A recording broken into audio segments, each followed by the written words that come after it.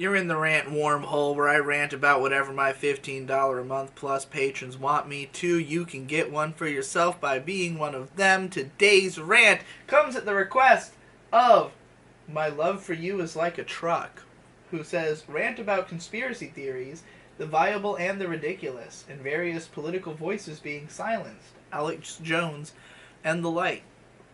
Conspiracy theories have never interested me that much because, like, at the end of the day, even if it was like, even if it seemed like it could be true, there's no reason to think it would be true. Like, I think that the problem with conspiracy theories is that they're basically just what happens when you extrapolate too much. It's like we only have so much data about what's going on in this world, so much information that the public understands or that is just like disseminated, like information that has spread itself through the culture well. Like not everything is well known, if it even is known. And so, there's God, I got stuck on that quote because I thought it sounded really good, and then I went into a double reverse backflip into my own ego and forgot what the fuck I was talking about. Conspiracy theories, that they're born out of when you don't have enough information, but you have some information, and so you just try to fill in the gaps. But like the more information you have, the less gaps you have to fill in with your imagination.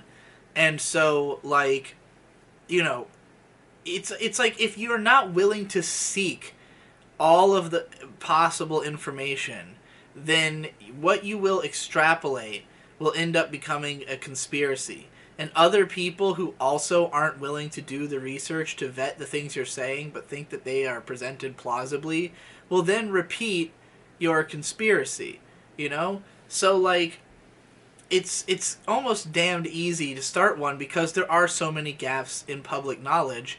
And a lot of the times, if something gets out there, like vaccines cause autism or something, like this is basically a conspiracy theory because it's untrue, and it was eventually proven untrue, and the guy who who first said it, like, was disbarred, or whatever. He lost his he lost his ability to be a doctor.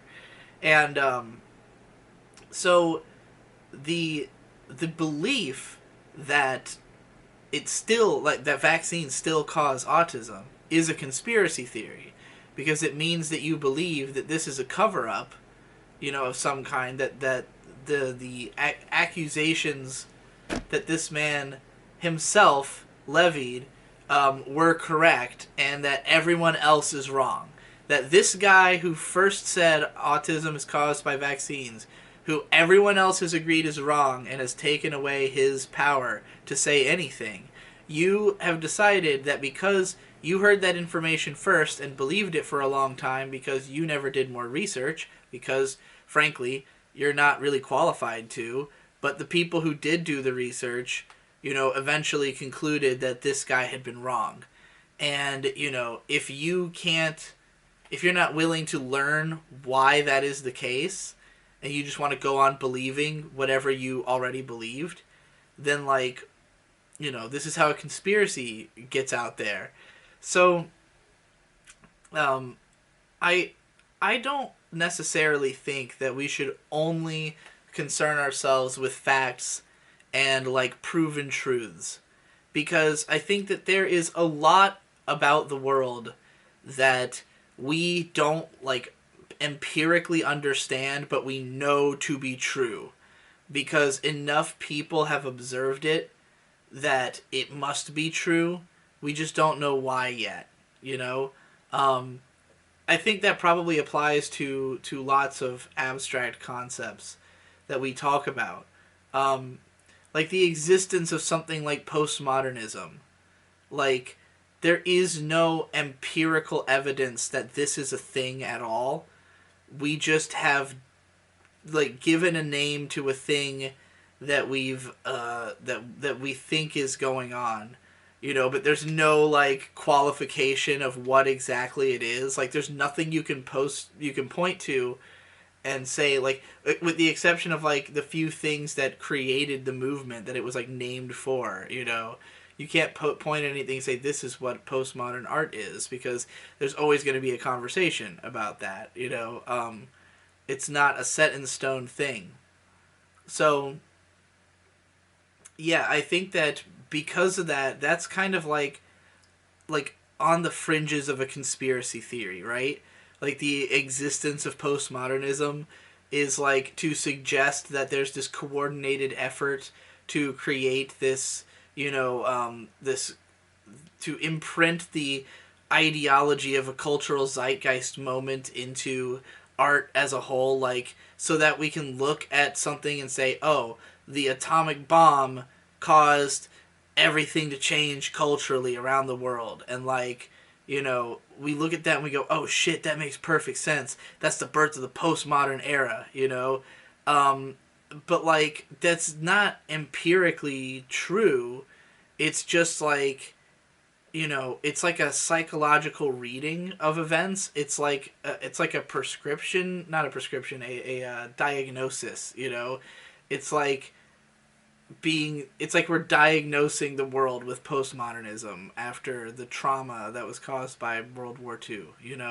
Um, and maybe that's a fair diagnostic because diagnosis is not necessarily based on empirical understanding either. The understanding is constantly changing, and that's why the names of everything and like what is categorized with what is always shifting in those fields as well. So I think that there is a healthy extent to which we can extrapolate based on the knowledge that we have about what seems to be true and operate under the basis of that knowledge. And anything that there is empirically evidence for that we feel we have corroborated culturally, that like enough smart people have agreed is true, then we should be like, okay, like let's believe that that is true going forward. But the less qualitative evidence that you have for something, the less it should be observed as potential fact.